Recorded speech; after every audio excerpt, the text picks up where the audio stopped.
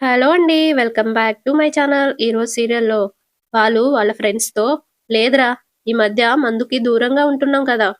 పైగా నేను లేకుండా వీడు మందు ముట్టుకునే అవకాశమే లేదు. ఎందుకు తాగుంటాడు అని అంటా ఉంటే వాళ్ళ ఫ్రెండ్ లేపి నువ్వే తెలుసుకో అని అంటాడు. బాలు రాజేష్ దగ్గర కూర్చొని ఒరేయ్ రాజేష్! రేయ్! లేరా అని అంటా ఉంటే రాజేష్ ఈ బ్రతుకులు మారవురా! పేదోడిగా పుట్టి పేదోడిగానే చావాలి అని అంటాడు. బాలు లేచి రేయ్! ఏం మాట్లాడుతున్నాడురా వీడు? ఒరేయ్! అని పక్కనే బాటిలుంటే నీళ్ళని రాజేష్ మొహం మీద చిమ్ముతాడు. లేరా! అనగానే రాజేష్ ఎవడ్రా అది అని అడుగుతాడు. నేనేరా అని బాలు అనగానే నేనే అంటే దేవుడివా? దయ్యానివా? మనిషివా? బాలు ఒరేయ్! కళ్ళు తెరిచి చూడు అని అంటాడు. అప్పుడు రాజేష్ పరిస్థితులు కళ్ళు తెరిపిచ్చాయి. అందుకే తాగి పడుకున్నాను అనగానే బాలు రాజేష్ కాలర్ పట్టుకొని రేయ్! లే లే అని లేపి చెంప పగలగొడతాడు. రాజేష్ నన్ను నన్ను కొట్టావా అని అంటా ఉంటే బాలు ఒరేయ్! ఎందుకు తాగావిప్పుడు అని అడుగుతాడు.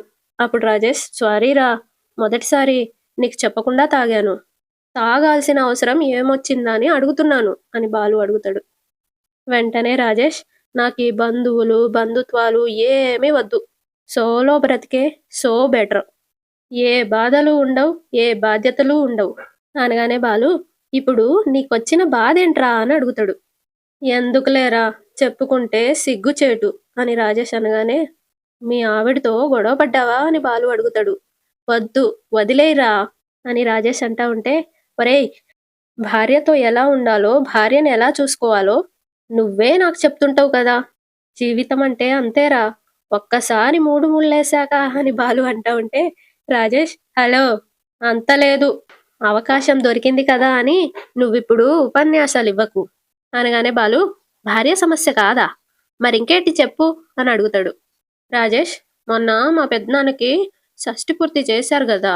అనగానే బాలు చేశారు అని అంటాడు. వాళ్ళ పిల్లలు బాగా సౌండ్ పార్టీ. ఊరంతా పిలిచి రకరకాల భోజనాలు పెట్టారు. చెప్పావు అని బాలు అంటాడు. ఇప్పుడు మా నాన్నది గూడా షష్టి పూర్తొచ్చింది అని రాజేష్ అంటా ఉంటే, మీ నాన్నకి గూడా ఫంక్షన్ చెయ్యి అని బాలు అంటాడు. అప్పుడు రాజేష్ తూతూ మంత్రంగా చేస్తే బాగోదు. జనాలు పోలిక పెడతారు. మీ పెదనాన్నకి అంత ఘనంగా చేస్తే, మీ నాన్నకి ఇంత చీప్‌గా చేశావేంటి అని అడుగుతారు. అనగానే బాలు ఒరేయ్! నువ్వు గూడా ఘనంగానే చెయ్యరా! దానికెందుకు పొద్దు పొద్దున్నే తాగడం అని అడుగుతాడు. అప్పుడు రాజేష్ ఒరేయ్! నేను తాగింది దిగిపోయే మాటలు మాట్లాడకురా! ఘనంగా చేయాలనుకుంటే సరిపోదు. ఘనంగా డబ్బులు కూడా ఉండాలి. మనలాంటి డ్రైవర్లకి ఆశ పుట్టినంత సులువుగా డబ్బులు పుట్టవురా! డబ్బు సమస్య అంటావు అని బాలు అంటాడు. వెంటనే రాజేష్ దేనికైనా డబ్బే సమస్య. చాలా మందిని అడిగి చూశాను. అందరూ అడ్డంగా తలూపారు. వడ్డీ కూడా కడతానన్నాను. అయినా కూడా లాభం లేదు. చిన్నప్పటి నుండి మా నాన్న చాలా కష్టపడి మమ్మల్ని సాకారురా. అది గుర్తుండిపోయేలా ఏదో ఒకటి చెయ్యాలనుకున్నాను. కానీ చెయ్యలేకపోతున్నాను. నగలు కూడా తాకట్లోనే ఉన్నాయి. చేతిలో చిల్లి గవ్వ కూడా లేదు. ఏం చెయ్యాలో తెలియడం లేదు. అంతేలే పక్కింటి ఫంక్షన్లు చూసి సంతోషపడాలే తప్ప మన జీవితాల్ని ఎప్పటికీ మార్చుకోలేం అని అంటా ఉంటే బాలు ఒరేయ్! పేదోడి జీవితాల మీద పుస్తకం రాయమంటే రాసేలా ఉన్నావు. అనగానే రాజేష్ అడుగడుగునా కష్టాలుంటే అలాగే ఉంటుంది కదరా మరి. నీకు ఫంక్షన్ చేయాలనుందా అని బాలు అడుగుతాడు. అదే గదరా చెప్తుంది. ఆశ అయితే ఉంది. కానీ అణా పైసా లేదు. ఎంత ఖర్చవుతుంది అని బాలు అడుగుతాడు. ఒక 1,00,000 దాకా అవ్వొచ్చు అని రాజేష్ అనగానే బాలు నవ్వుతూ అంతే గదా! నీకు జీవితాన్నిచ్చిన నాన్న మొహంలో సంతోషం చూడ్డానికి 1,00,000 గూడా ఖర్చు చేయలేమా? అని అంటా ఉంటే రాజేష్ అంత డబ్బు ఎక్కడి నుండొస్తుంది? అయ్యే పని కాదులే. మన తలరాత ఇంతే అని కళ్ళు మూసుకుంటే రోజు గడిచిపోతుంది. 4 రోజులు ఇంటికెళ్ళకుండా ఉంటే అందరూ మర్చిపోతారు. అనగానే బాలు ఒరేయ్! ఒళ్ళుంచి కష్టపడేవాళ్ళు ఎందుకురా దొంగలా బ్రతకాలి? దొరల్లా ఉండాలి. నువ్వు ధైర్యంగా ఏర్పాట్లు జేసుకో అని అంటా ఉంటే రాజేష్ నువ్వేం జెప్తున్నావో నీకర్థమవుతుందా అని అంటాడు. అప్పుడు బాలు ఒరేయ్! నేనేం చెప్పినా ఆలోచించే చెప్తానని నీకు తెలుసు. ఎక్కువ ఆలోచించకు. జరగాల్సిన పని చూడు అని అంటా ఉంటే రాజేష్ ఏర్పాట్లన్నీ చేసుకొని అక్కడ డబ్బందకపోతే అని అడుగుతాడు. వెంటనే బాలు నేను మాటిస్తున్నాను గదా! నీకు టైంకి డబ్బులు తెచ్చిచ్చే బాధ్యత నాది. ఒరేయ్! వీడికి గ్లాస్ మజ్జిగివ్వు. రేయ్! నువ్వెళ్ళి ఇంటికెళ్ళి తలస్నానం చెయ్యి. తలకెక్కిందంతా దిగుద్ది అని అంటా ఉంటే రాజేష్, లక్షంటే చిన్న విషయం కాదురా అనగానే బాలు, ఒరేయ్! స్నేహితుడికి అవసరం వచ్చినప్పుడు లెక్కలు చూసే మనస్తత్వం నాది కాదు. నువ్వు ధైర్యంగా ఉండు అని అంటాడు. ఇటు రోహిణి ఇంకా మనోజ్ సోఫాలో కూర్చొని ఆలోచిస్తా ఉంటారు. రోహిణి, ఏమైంది అలా ఉన్నావు అని అడగగానే మనోజ్, మన షోరూంకి సరిపడే బాడీగార్డు కోసం ఎంత ప్రయత్నించినా సరైన క్యాండిడేట్ దొరకడం లేదు అని అంటా ఉంటే రోహిణి, ఎలా దొరుకుతారు? వచ్చిన వాళ్ళని ఎక్కడైనా బాడీగార్డ్గా పనిచేసిన అనుభవం ఉందా అని అడగకుండా ఐఏఎస్ క్వశ్చన్స్ అడుగుతున్నావు. అంత నాలెడ్జ్ ఉన్నవాళ్ళు ఈ జాబ్కి ఎందుకు వస్తారు అని అంటది. అప్పుడు మనోజ్, పనిలో అనుభవం ఉన్నవాళ్ళు దాంతో పాటు జనరల్ నాలెడ్జ్ కూడా ఉంటే ఎలాంటి వాళ్ళనైనా ఈజీగా అర్థం చేసుకుంటారు. వేస్ట్ కస్టమర్స్‌ని బయటే ఆపేయొచ్చు అని అంటా ఉంటే రోహిణి, ఇలా అయితే దొరకడం కష్టమే అని అంటది. దొరికే వరకు నేను ఊరుకోను. కొన్ని కాల్స్ వచ్చాయి. మంచోళ్ళు దొరుకుతారనే అనుకుంటున్నాను అని మనోజ్ అంటా ఉంటే రోహిణి, హ! అని చెప్పి ఫోన్ చూసుకుంటూ ఉంటది. ఒక బలమైన బాడీగార్డ్ వచ్చి ఓనర్ ఎక్కడా అని వర్కర్స్‌ని అడుగుతాడు. వర్కర్స్ ఆయన్ని కింద నుండి పైకి చూసి లోపలున్నారు అని చెప్పి చాలా మంది వచ్చిపోతున్నారు అని అంటా ఉంటే, ఏంటో మరి అని ఇంకో వర్కర్ అంటా ఉంటాడు. ఆ బాడీగార్డ్ ఎళ్లి మనోజ్ వాళ్ళ ముందు నిలబడతాడు. మనోజ్ బుక్ చూసుకుంటూ ఆ బాడీగార్డ్ కాళ్ళు చూసి, కాళ్ళున్నాయి తలేది అని పైకి లేపి చూస్తాడు. ఏం కావాలి అని అడుగుతాడు. మీ దగ్గర బాడీగార్డ్ జాబ్ ఉందని తెలిసింది. ఇంటర్వ్యూకొచ్చాను అని అతనంటాడు. ఎక్స్‌పీరియన్స్ ఉందా? అని రోహిణి అడుగుతది. ముందు ఒకసారి దగ్గర పనిచేశాను. ఆయన అమెరికా వెళ్లారు. తర్వాత ఒక హీరో దగ్గర పనిచేశాను. ఆయనిప్పుడు రాజకీయాల్లో చక్రం తిప్పుతున్నారు అని అంటా ఉంటే మనోజ్, నువ్వు పనిచేసిన వాళ్ళంతా గొప్పోళ్ళనమాట అని అంటాడు. అవును సార్. నా జాతకం చాలా మంచిది సార్ అని అంటాడు. మనోజ్ తనలో తాను నవ్వుకుంటూ, వీడు నాకు బాగా సెట్ అయ్యేలా ఉన్నాడు అని అనుకుంటూ పైకి, అనుభవం ఓకే. కానీ రష్యా ప్రెసిడెంట్ ఎవరో తెలుసా అని అడుగుతాడు. నాకు మా ఊర్లో ప్రెసిడెంట్ పేరే తెలవదు. అయితే పనివ్వరా అని అతను అనగానే రోహిణి, నువ్వు ఈ పిచ్చి ఇంటర్వ్యూలు ఆపు మనోజ్. నాకెందుకో ఇతను పర్ఫెక్ట్ పర్సన్ అని అనిపిస్తున్నాడు. తీసుకుందాం అని అంటా ఉంటే మనోజ్, నేను 10,000 మాత్రమే జీతం ఇయ్యగలను అని బౌన్సర్‌తో అంటాడు. అప్పుడతను, డబ్బుల విషయం కాదు. నాకు టైంకి ఫుడ్ కావాలి. మనోజ్, అంతే గదా! ఉదయం టిఫిను, లంచు అని అంటా ఉంటే అతను, నేను చెప్తాను వినండి సార్. పొద్దున్నే మీరు చెప్పిన టైంకి వచ్చేస్తాను. టిఫిన్‌కి 20 పూరీలు, 60 ఇడ్లీలు, అర కేజీ నెయ్యి. మనోజ్ ఇంకా రోహిణి నోరెళ్ళబెడతా ఉంటారు. మధ్యాహ్నం 10 కోడిగుడ్లు, గ్రిల్డ్ చికెను, చేపల పులుసు. ట్రై వద్దా బాబు అని మనోజ్ అంటాడు. అతను నవ్వుకుంటూ, అది మీ అభిమానం సార్.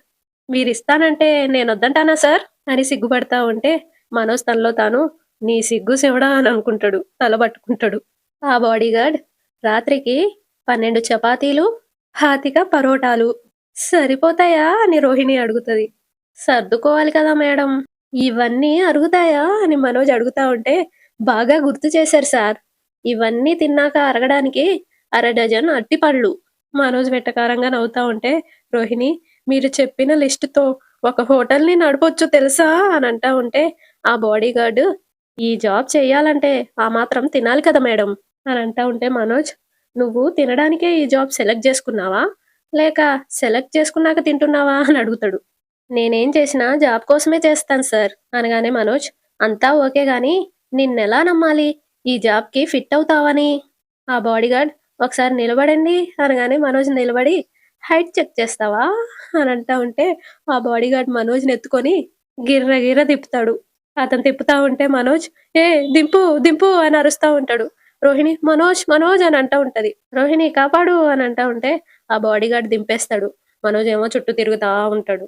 ఆ బాడీగార్డ్, మీరు 70 కేజీలు బరువున్నారు సార్. ఈ ఫిట్‌నెస్ సరిపోతుందా సార్? మనోజ్ గుండె జారి అని గుండెం పట్టుకుంటా ఉంటే ఆ బాడీగార్డ్, గల్లంతయిందా అని అంటాడు. కంగారు పడకండి. ఇక్కడికొచ్చి ఎవరైనా మీతో తేడాగా ప్రవర్తిస్తే వాళ్ళని గూడా ఇలాగే ఎత్తి అవతలకి పడేస్తా. మనోజ్ భయపడుతూ, సరే 2 నిమిషాలు బయట వెయిట్ జెయి. ఓకే సార్ అని అతనెళ్ళిపోతాడు. మనోజ్, వీడిని పోషించగలమా రోహిణి అని అడుగుతా ఉంటే రోహిణి, గుడ్డు పెడితే గొడ్డులా చాకిరీ చేసేలా ఉన్నాడు. వదులుకోవద్దు అని అంటా ఉంటే మనోజ్, కానీ జనరల్ నాలెడ్జ్ అనగానే రోహిణి "హ్మ్, మడిచి పాకెట్లో పెట్టుకో. నా మాట విను. ఇతను నీ పక్కనుంటే నిన్నెవ్వరూ ఏమీ చేయలేరు. మనోజ్, నీకు ఓకే అయితే నాకు ఓకే అని అంటాడు. ఇటు మీనా ఆరెంజ్ చీరని మడతపెడుతూ ఉంటే బాలు మీనా మీనా అనుకుంటూ వస్తాడు. ఇక్కడే ఉన్నాను కదండీ అనగానే బాలు ఇక్కడున్నావనే ఇక్కడికొచ్చాను అని అంటాడు. అప్పుడు మీనా ఎక్కడో ఉండాల్సిన మీరు ఇక్కడికెందుకొచ్చారు? ఇక్కడికొక పని మీద వచ్చాను మీనా. ఎవరితో అని మీనా అడుగుతది. ఎవరితోనో కాదు, నీకొక విషయం చెప్పాలి అని బాలు అంటా ఉంటే మీనా ఆ చీరని బాలు చేతిలో పెట్టి నా చీరని మడత పెట్టండి. ఇప్పుడు చెప్పండి. బాలు ఆ చీరని పక్కన పెట్టేసి చెప్పేది వినడానికి చీర మడత పెట్టడానికి సంబంధమే లేదు అనగానే మీనా మంచిది, నేను వినను, వెళ్ళండి, నాకు పనుంది, నేను బట్టలు మడత పెట్టుకోవాలి అని అంటది. అప్పుడు బాలు చీర తీసుకొని ఈ పెళ్ళాలున్నారే పులిలాంటి భర్తతో కూడా పని చేయిస్తారు అని మడత పెడుతూ ఉంటే మీనా "ఉమ్, అలా కాదు, ఆ చివర మీరు పట్టుకోండి, ఇటు మడత పెట్టండి అని ఇద్దరు కలిసి బట్టలు మడత పెడతారు. ఇప్పుడు చెప్పండి అని మీనా అనగానే బాలు మన రాజేష్ గాడు తాగి పడుకున్నాడు. బార్లోనా అండి? కాదు మీనా, బాధలో. ఎందుకు బాధ? తర్వాత మందు కొనడానికి డబ్బులు లేవనా అని మీనా అంటా ఉంటే కాదు మీనా, వాళ్ళ నాన్నకి షష్టి పూర్తి చేయాలంట. ఏం పూర్తి అని అడుగుతది. షష్టి పూర్తి. షష్టి పూర్తి చేయడానికి ముందు తాగి పడుకోవడం ఆచారమా అని మీనా అడుగుతది. వెంటనే బాలు కాదు మీనా, అందుకు డబ్బులు లేవు అనే బాధలో తాగాడు. వాళ్ళ పెదనాన్నకి ఆయన కొడుకులు ఘనంగా షష్టి పూర్తి చేశారంట. రాజేష్ కూడా చేయాలనుకుంటున్నాడు. ఎంత ఖర్చవుతుంది అని మీనా అడుగుతది. ₹1,00,000. మీనా ఏంటి? రాజేష్ అన్నయ్య దగ్గర ₹1,00,000 అని అడుగుతా ఉంటే అవి లేవని బాధలో తాగుతున్నాడు అని అంటా ఉంటే మీనా డబ్బులు లేవని డబ్బులు పెట్టి మందు కొనుక్కొని తాగుతున్నాడా? మీరు తాగుడికి ఖర్చు పెట్టిన డబ్బులు పక్కన పెట్టుంటే ఈ పాటికి గొప్పవాళ్ళు అయి ఉండేవాళ్ళు అనగానే బాలు "హ్మ్, బాగుంది. తాగుడు అలవాటు లేనోళ్ళు ఓడలు విమానాలు కొంటున్నారా అని అంటాడు. అప్పుడు మీనా అలా వాదిస్తే నేనేం చెప్పలేనులే గాని మీరే రాజేష్ అన్నయ్యకి నచ్చజెప్పొచ్చు కదా. ఏమని అని బాలు అంటాడు. మీనా ₹1,00,000 ఖర్చు పెట్టి షష్టి పూర్తి చేయకపోతే ఏమైంది అని అడుగుతది. "ఉహుం, లేదు మీనా, కావాల్సిన ఏర్పాట్లు చేసుకోమన్నాను. నేను డబ్బు సర్దుతా అన్నాను. మీనా షాక్ అయ్యి డబ్బు మీరిస్తానన్నారా? అవును అని బాలు అంటాడు. మీ దగ్గరకి ఎక్కడివి అని అడుగుతది. మనం రూమ్ కట్టాలని దాచుకున్నాం కదా మీనా, దాని సంగతి తర్వాత చూసుకుందాం అని అంటా ఉంటే మీనా అది డబ్బు, సబ్బు కాదు అరగదీయడానికి. అందులో నుండి ₹5 కూడా తీయొద్దని అనుకున్నాం కదా అని అంటా ఉంటే బాలు మనకి బెస్ట్ కపుల్ పోటీలో ₹1,00,000 వచ్చాయి కదా అని అంటాడు. వెంటనే మీనా మనం పైన ఇటికలు ఊరికే పేర్చి పెట్టామా అని అంటా ఉంటే బాలు రాజేష్ అప్పు దొరకగా బాధపడుతూ ఉంటే చూస్తూ ఊరుకోగలమా? ప్రభావతి అప్పుడే చాటుగా వచ్చి వీళ్ళ మాటలు వింటా ఉంటది. మీనా అంతా ఇబ్బంది పడి అప్పు చేసి చేయకపోతే ఏమైంది ఇప్పుడు? మనం రూమ్ కట్టడం ఇంపార్టెంటా? లేకపోతే అందరికీ బిర్యానీ పెట్టించడం ముఖ్యమా? కన్న తల్లిదండ్రులకి ఆ మాత్రం చేయాలనుకోవడం తప్పా మీనా అని బాలు అంటాడు. కానే కాదండి. కానీ రాజేష్ అన్నయ్య స్థాయికి మించి చేయాలనుకోవడంలో ఇబ్బందులొస్తాయి. అవన్నీ వాడు చూసుకుంటాడులే మీనా అనగానే మీనా మీరు చేసే సహాయం ఏదైనా ఉంది అంటే రాజేష్ అన్నయ్యని ఆడంబరాలకి పోకుండా ఆపడమే అని అంటది. వెంటనే బాలు ఇప్పుడేమంటావు? నా మాట నిలబెట్టుకోవాలా వద్దా అని అడుగుతాడు. ఏం మాట్లాడుతున్నారు మీరు? పైన రూమ్ కట్టి మాట నిలబెట్టుకోవాలని ఇంట్లో శపథం చేశారు. ఇలా ఉన్న డబ్బులు అనవసరంగా అప్పులిస్తూ పోతే పైన రూమ్ ఎప్పటికీ కట్టలేమండి. ఇంట్లో మన మాట నిలబెట్టుకోవాలని మీరు గర్వంగా తలెత్తుకోవాలని నేను పుస్తల తాడు కూడా చేయించకుండా దాచిపెడుతున్నాను అని అంటా ఉంటే బాలు ఆ రూమ్ ఇప్పుడు కాకపోతే 2-3 నెలల తర్వాత కట్టొచ్చు అని అంటాడు. వెంటనే మీనా 2-3 నెలల తర్వాత రాజేష్ అన్నయ్య ఇవ్వకపోతే అని అడుగుతది. రూమ్ ఎప్పుడైనా కట్టొచ్చు మీనా, షష్టి పూర్తి పోతే వస్తుందా? అందుకోసం మనమేం చేస్తామండి? మన దగ్గర లక్షలు లక్షలు మూలుగుతున్నాయా? శృతి వాళ్ళ అమ్మలాగా నేనేమైనా చెక్కులు పట్టుకొని ఇంటింటికి తిరిగి ఇస్తూ దానాలు చేస్తున్నానా? ప్రభావతి ఇదంతా వింటూ నవ్వుతా ఉంటది. మీనా చూడండి, దానం ఇచ్చేవాళ్లకంటే ధైర్యం ఇచ్చేవాళ్లే గొప్ప. దానం ఇప్పటికే పనిచేస్తుంది. ధైర్యం జీవితాంతం పనిచేస్తుంది అనగానే బాలు రూపాయికి కొరగాని ధైర్యం ఎందుకు? రూపాయి పుట్టించలేని స్నేహం ఎందుకు? నా స్నేహితుడి ఆశని నేను నిలబెడతాను. వెంటనే మీనా అందుకు నేను ఒప్పుకోవాలి గదా! దీన్నే అపాత్రదానం అంటారు. తనకి మాలిన ధర్మం అని కూడా అంటారు అనగానే బాలు ఆ ₹1,00,000 ప్రైజ్ మనే గదా! అందులో సగం నాది కూడా ఉందండి. మనిద్దరికీ కలిపి ₹1,00,000 ఇచ్చారు. అనగానే బాలు, సరే అయితే 50,000 తీసుకెళ్తాను అని అంటా ఉంటే, మీనా మిగతా 50,000 ఇంకొక చోట అప్పు చేసిస్తారా అని అడుగుతది. నేనెక్కడో తిప్పలు పడతాను. నీకెందుకు? ఏవండీ, తిండికి ఇబ్బంది పడుతుంటే సహాయం చేయండి. వాళ్ళ నాన్న హాస్పిటల్‌లో ఉంటే సహాయం చేద్దురు. అంతేగాని సంపాదనకు మించి, స్థాయికి మించి, తాహతుకు మించి అనవసరమైన ఖర్చులు చేయకూడదు. ఈ మాటలకి మించిన సహాయం లేదు. ఇదేనా మీనా నువ్విచ్చే సలహా అనంటాడు. కాదండి, సింపుల్‌గా గుడిలో చేయమని చెప్పండి. ఏ అనాథాశ్రమంలోనూ ఒక పూట భోజనం పెట్టమని చెప్పండి. అంతేకాని అట్టహాసంగా ఫంక్షన్‌లు జేసి, అందరికీ మందు పోయిచ్చి, బిర్యానీలు పెట్టించడం వల్ల ఏమీ ఉపయోగం ఉండదు. తాగిన వాళ్ళు తినే చోటే తన్నుకొని చావడం ఎన్ని చోట్ల చూడలేదు అనగానే బాలు, నేను మాటిచ్చాను అనంటాడు. అప్పుడు మీనా, మనం కూడా రూమ్ కడతామని మాటిచ్చాం అని అంటా ఉంటే బాలు, నాకు కోపం తెప్పించుకు మీనా అనంటాడు. వెళ్ళి కుదరదని చెప్పండి. ఇస్తావా ఇవ్వవా అని బాలు అంటాడు. అవి మన రూమ్ కోసం పెట్టుకున్న డబ్బులు. తాగడానికో తినడానికో ఇవ్వను అని అక్కడి నుండి వెళ్ళిపోతుంది మీనా బట్టలు తీసుకొని. ప్రభావతి నవ్వుకుంటూ వెళ్ళి ఆనందంతో హాల్లో కూర్చుంటది. బాలు ఎప్పుడొస్తాడా అబ్బా అని చూస్తా ఉంటది. బాలు రాగానే అయిందా అని అంటది. బాగా అయిందా అని అంటా ఉంటే బాలు ఆగి ఏంటి అని అడుగుతా ఉంటే ప్రభావతి, మన మనోజ్ గాడి గురూజీ భాషలో జ్ఞానం ఉదయించిందా, లేదంటే నీ భాషలో కోపాన్ని ఆవేశాన్ని మింగేశావా అని అంటా ఉంటే బాలు, తమరి కడుపులో ఏదో పండగ జరుగుతున్నట్టుంది, మనసులో ఏవో ఉత్సవాలు జరుగుతున్నట్టున్నాయి, ఏంటి విశేషం అని అడుగుతాడు. వెంటనే ప్రభావతి, నేను చెప్పిందే జరిగింది, జరగబోయేదే నేను చెప్తాను. బాలు నవ్వుతూ, నీ చిలక బానే పలుకుతుందే అని అంటా ఉంటే ప్రభావతి, ఆ చిలక పలుకులు వినే కదా వస్తున్నావు, నీకు ఏమాత్రం విలువిచ్చింది, నీ మాటలకి ఏమాత్రం గౌరవం ఇచ్చింది, భర్తవి కదా, భార్య కదా, ఎంత మర్యాద ఇచ్చింది అనగానే బాలు, ఏమో నేను తూకం వేసుకోలేదు అని అంటాడు. అప్పుడు ప్రభావతి నవ్వుతూ, నేనిక్కడ తూకం వేస్తూనే ఉన్నాను. అవునా, ఎన్ని కేజీలొచ్చిందేంటి అని బాలు అడుగుతాడు. 0 గ్రాములు కూడా లేదురా. ఏరా, బయట పులిలా తిరుగుతావు, గాండ్రిస్తావు, ఇంట్లో సింహంలా తిరుగుతావు, గర్జిస్తావు, పెళ్ళాం దగ్గరికెళ్ళేసరికి చవటదద్దమ్మలా మియావ్ అంటావేంట్రా? మొన్న తమ్ముడు కోసం నువ్వొద్దన్నా వెళ్ళింది. ఇప్పుడు నీ డబ్బులే నీకివ్వడానికి ఇలా మాట్లాడుతుంది. ఇలాగే వదిలేస్తే నీ నెత్తి మీద అది డాన్స్ స్కూల్ పెట్టి తైతక్కలాడ్డం మొదలుపెడుతుంది.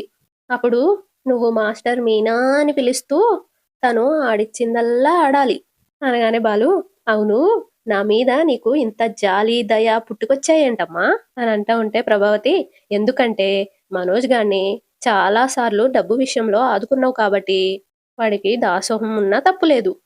శృతి ముందు నుండే డబ్బున్న వాళ్ళ దగ్గర పుట్టి పెరిగింది కాబట్టి ఆ మాత్రం దర్భం చూపించడంలో తప్పులేదు. రవిని తను కంట్రోల్లో పెట్టినా వాడు వినక తప్పలేదు. కానీ నీ పెళ్ళాం నిన్న మొన్నటిదాకా పుట్టింట్లో పూలమ్ముకొని బ్రతికింది. ఈరోజు నువ్వు కొనిచ్చిన పూల గంపనే పట్టుకొని సంపాదిస్తూ నిన్నే లెక్క చేయడం లేదు చూసావా? ఆ అలసు నువ్విచ్చింది కాదా? అంత ధైర్యం నీ నుండి వచ్చింది కాదా అనగానే బాలు యాక్టింగ్ చేస్తూ ప్రభావతి కొంగు పట్టుకొని, అవునమ్మా, మీనా నన్ను పూచుకు పుల్లలా తీసి పారేస్తుంది, నా మాట అస్సలు వినడం లేదు అని అనేసి, హ, కానీ మా మధ్య ఏ గొడవొచ్చినా నేను మీనా ఇద్దరం సర్దుకుపోతాం. నువ్వు రెచ్చగొట్టి మమ్మల్ని విడదీయాలని చూడడం వేస్ట్ అమ్మా. మా సమస్య మేం జూసుకుంటాం. నీ పని నువ్వు జూసుకో అమ్మా, మమ్మీ గారు అనేసి ఎళ్ళిపోతాడు. తర్వాత మీనా వాళ్ళ ఫ్రెండ్స్ దగ్గరికెళ్ళి పూలు కడతా ఉంటది. వాళ్ళు, ఏంటి మీనా ఇవాళేం మాట్లాడడం లేదు? మళ్ళీ మీ అత్తయ్య ఏమన్నా అందా? చెప్పు, అందరం కలిసొచ్చి మీ అత్త సంగతి చెప్తాం అని అంటా ఉంటే మీనా, అదేం లేదక్కా, ఆయనకి నాకు ఏదో చిన్న గొడవ అనంటది. అప్పుడు వాళ్ళలో ఒకావిడ, చిన్న గొడవైతే నువ్వు వెంటనే మర్చిపోయేదానివి కదా! పూల గంపతో పాటు మోసుకొచ్చావు అంటే ఏదో పెద్దదే అయుంటది. ఏమైంది అని అడుగుతది. అప్పుడు మీనా, ఆయన ఫ్రెండ్‌కి ₹1,00,000 సహాయం చేస్తారంట అనగానే ఇంకొకావిడ, ఆ ఫ్రెండ్‌కి అంత అవసరం ఏమొచ్చిందంట అని అడుగుతది. వెంటనే మీనా, అవసరం కాదు, ఆడంబరం. వాళ్ళ నాన్న షష్టి పూర్తి కోసం ₹1,00,000 ఖర్చు పెడతాడంట అనగానే ఆమె, తప్పు లేదు, ఆయన దగ్గరుంటే పెట్టినా ఓ అందం. మీ ఆయన ₹1,00,000 ఇవ్వడమేంటి? మీకేమైనా డబ్బులు పూల చెట్లుకి కాస్తున్నాయా? మీ ఆయన దగ్గరైనా ₹1,00,000 ఎక్కడివి అని అడుగుతారు. అప్పుడు మీనా, మొన్న పోటీలో గెలిస్తే ₹1,00,000 వచ్చినాయి కదక్కా! అది పైన రూమ్ కోసం నేను దాచిపెడదాం అనుకుంటే, ఇలా తీసుకెళ్ళి వాళ్ళ ఫ్రెండ్స్‌కిస్తాను అంటున్నారు. వాళ్ళ ఫ్రెండ్ ఎప్పుడిస్తాడో తెలియదు గదా! అనగానే వాళ్ళలో ఒకావిడ, ఇది మరీ బావుంది. ఎవరో ఫంక్షన్ చేసుకుంటే మీ ఆయన డబ్బులివ్వడమేంటి? అని అంటా ఉంటే మీనా, అదే నేను అడిగాను. అది అప్పుగా అని కూడా ఆయన అనడం లేదు. ఊరికే ఇస్తున్నట్టు మాట్లాడుతున్నారు. నేను ఇవ్వను అంటే నా మీద కోపంతో వెళ్ళిపోయారు అనంటది. అప్పుడు వాళ్ళక్క, ఈ మగవాళ్ళతో వచ్చిన చిక్కే ఇది. ఇంట్లో ఖర్చుకని ₹100 అడిగితే 1000 ప్రశ్నలేస్తారు. ఆ 100 కూడా ఏమేం కొన్నామో లెక్క చెప్పు అంటారు. కానీ ఫ్రెండ్స్‌కి మాత్రం ఎంతైనా ఖర్చు పెడతారు. అనగానే మీనా, ఆ ఖర్చు వేరక్కా. ఫ్రెండ్స్ అన్నాక ఎంతైనా ఖర్చు పెట్టుకోవాలి. కానీ ఇలా మన స్థాయికి మించి సహాయం చేయడమేంటి? అని అంటా ఉంటే వాళ్ళలో ఇంకో ఆవిడ, "నువ్వసలు ఇవ్వడం కుదరదని చెప్పావు కదా! అదే మాట మీద ఉండు" అనంటది. మీనా మొహం డల్లుగా పెట్టుకొని, "ఆ మాట అన్నందుకే నా మీద కోపమొచ్చి వెళ్ళిపోయారు" అనంటది. అప్పుడు వాళ్ళు, "ఎక్కడికెళ్తాడు? ఎక్కడికెళ్ళినా ఇంటికి రావాల్సిందే గదా! వచ్చేసరికి ఒక మూర మల్లెపూలు పెట్టుకో. ఎందుకు మాట్లాడ్డో చూడు. పైన గది కట్టాలని, పుస్తల తాడు చేయిచ్చాలని డబ్బులు దాచి, ఇప్పుడు ఎవరికో ఇస్తానంటే ఎలా? పైగా రెండో కారు కొన్నారు. దానికి నెలకింత అని కట్టాలి కదా! ఇన్ని ఖర్చులు పెట్టుకొని ₹1,00,000 తీసుకెళ్ళి ఎవరో స్నేహితుడికిస్తానంటే ఎలా? భార్యలు ఎంత చెప్పినా వినకుండా ఎవరికి పడితే వాళ్ళకి డబ్బులిస్తారు. అవి తిరిగి రావు. నువ్వేం ఆలోచించకు మీనా! నువ్వు చేసింది కరెక్టే అనంటారు. మీనా ఆలోచిస్తా ఉంటది. ఇటు బాలు వాళ్ళ ఫ్రెండ్స్ దగ్గరికెళ్తాడు. "ఒరేయ్! రాజేష్ ఎక్కడ్రా?" అని అడగగానే వాళ్ళలో ఒకతను, "నువ్విచ్చిన ధైర్యంతో వాళ్ళ నాన్న షష్టి పూర్తికి పనులకి ఏర్పాటు చేసుకుంటున్నాడు. ఇందాకే ఫోన్ చేశాను. బిజీగా మాట్లాడుతున్నార్రా. చాలా సంతోషంగా ఉన్నార్రా" అని అంటా ఉంటే బాలు అలా ఆలోచిస్తూ ఉండిపోతాడు. వాళ్ళు, "ఏమైంది బాలు అలా ఉన్నావు?" అని అడుగుతా ఉంటే బాలు, "డబ్బులు కావాలిరా" అని అంటాడు. వాళ్ళ ఫ్రెండ్, "పెట్రోల్‌కా?" అని అడుగుతాడు. "రాజేష్‌కివ్వడానికి" అని బాలు అంటా ఉంటే, "అదేంట్రా నీ దగ్గర ఉన్నయన్నావు గదా! అవి ఇవ్వడం కుదరడం లేదురా" అని బాలు అంటా ఉంటే, "నువ్వు ఇవ్వగలవో లేదో తెలియకుండానే వాడికి మాటిచ్చావా? గొప్ప కోసం అలా చెప్పావా?" అని వాళ్ళ ఫ్రెండ్స్ అంటా ఉంటారు. బాలు, "ఒరేయ్! నాకు ఇవ్వాలనే ఉందిరా, కానీ మీనా వద్దంటుంది" అనగానే వాళ్ళ ఫ్రెండ్, "ఎందుకు? ఇంట్లో ఏమైనా ఖర్చుందా?" అని అడుగుతాడు. వెంటనే బాలు, "రూమ్ కడదాం అనుకున్నాం కదా! దానికి దాచుకుందాం" అంటుంది. అనగానే వాళ్ళ ఫ్రెండ్, "అది నిజమే గదా మరి! ఈ విషయం రాజేష్‌కి మాటిచ్చే ముందు గుర్తుకు రాలేదా నీకు?" అని అడుగుతాడు. "గుర్తుందిరా! అయినా ఇవ్వొచ్చనుకున్నాను" అని అంటా ఉంటే వాళ్ళ ఫ్రెండ్, "దాని కోసం వేరే ఖర్చు ఎదురు చూస్తున్నప్పుడు ఎలా ఇస్తానన్నావురా?" బాలు ఆలోచిస్తా ఉంటాడు. అంతటితో ఎపిసోడ్ అయిపోతది. తర్వాయి భాగంలో బాలు, మనోజ్, రవి డాబా మీదుంటారు. బాలు వాళ్ళతో భార్య చేతిలో కీలుబొమ్మగా మారుతానని అనుమానంగా ఉంది అని అంటా ఉంటాడు. కింద రోహిణి మీనాతో, "నీకు బాలుకి ఏదైనా గొడవైందా?" అని అడుగుతది. అప్పుడు మీనా, "డబ్బు అప్పుగా ఇచ్చే విషయంలో గొడవొచ్చింది" అని అంటది. పైన బాలు రవితో, "నాకు ₹1,00,000 అప్పు కావాలిరా ఇస్తావా?" అని అడుగుతాడు. వెంటనే రవి, "ఎవరికి పడితే వాళ్ళకి అనవసరంగా డబ్బులియ్యొద్దు" అని అంటాడు. కింద మీనా రోహిణితో ఇంకా శృతితో, "డబ్బు వాళ్ళ అవసరానికి సహాయపడాలి. దుబారా ఖర్చుల కోసం ఉపయోగించకూడదు" అని అంటా ఉంటది. పైన బాలు రవితో, మనోజ్‌తో, "ఫ్రెండ్ అప్పడిగితే ఇవ్వడం తప్పా?" అనగానే మనోజ్, "లేనిపోని గొప్పలకి పోయి ఖర్చు పెట్టాలి అని అనుకునే వాళ్ళకివ్వడం తప్పు" అని అంటాడు. కింద శృతి ఏమో, "వడ్డీకి అప్పుగా ఇవ్వండి. అప్పు, వడ్డీ కట్టలేక అప్పు తొందరగా తీర్చేస్తారు" అని అంటా ఉంటది. పైన బాలు ఏమో, "ఫ్రెండ్‌కి వడ్డీకి డబ్బులియ్యడం మంచిదని నాకనిపించడం లేదు" అని అంటాడు. కింద మీనా, "నువ్వు అపార్థం చేసుకుంటే నేనేమీ చేయలేను" అని అంటా ఉంటది. అంతటితో ఎపిసోడ్ అయిపోతది. సబ్స్క్రైబ్ చేసుకోండి. లైక్ కూడా చేయండి కదా!